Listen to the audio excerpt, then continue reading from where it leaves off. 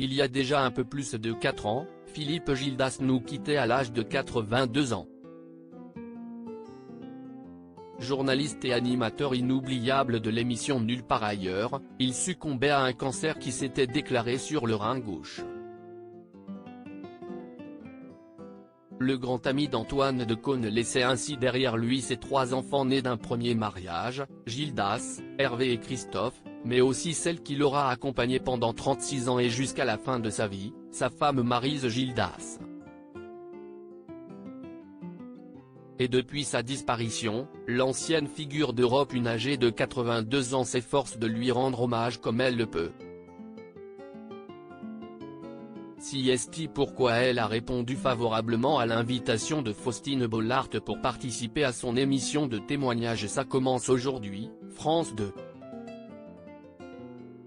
Maryse Gildas est apparue dans le numéro diffusé ce mercredi 1er février 2023 appelé Jean-Pierre Mariel, Philippe Gildas, Gérard Blanc, elles étaient mariées à une star. Là, je sais que si est foutu ça a été l'amour de ma vie, a-t-elle avoué à l'animatrice, reconnaissant avec amusement avoir tout aimé chez lui sauf sa mauvaise foi qui était terrible. Et si est sans doute parce qu'elle l'aimait autant que Maryse a décidé de cacher à Philippe Gildas qu'il était gravement malade. Je l'ai appris en janvier 2018, et il est parti en octobre. En janvier, on part en Tanzanie, on avait un très beau lodge et on était là depuis 3 ans donc on se repérait bien déjà. Puis, un soir il me dit je vais aller chercher ma caméra et il ne revient pas. Si est là que j'ai vu qu'il était désorienté. Quand on est revenu à Paris, il mangeait beaucoup moins, il commençait à maigrir. S'est-elle difficilement souvenue. À ce moment-là, Maryse Gildas devient inquiète et décide d'amener son mari faire un scanner, lequel révélera la tumeur sur son rein gauche.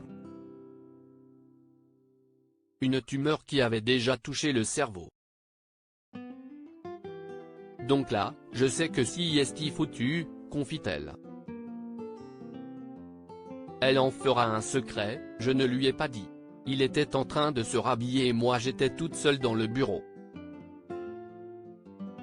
Je ne lui ai pas dit parce qu'il ne souffrait pas et il était encore lucide. Rapidement, Philippe Gildas se fait tout de même soigner à l'hôpital par luminothérapie. Mais en vain.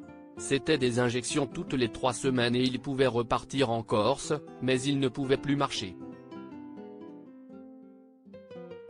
Son état avait beau se dégrader, il n'a jamais su ce qu'il avait ni qu'il était condamné, assure Maryse. Une décision qu'elle ne regrette pas tant Philippe Gildas délirait à la toute fin de sa vie.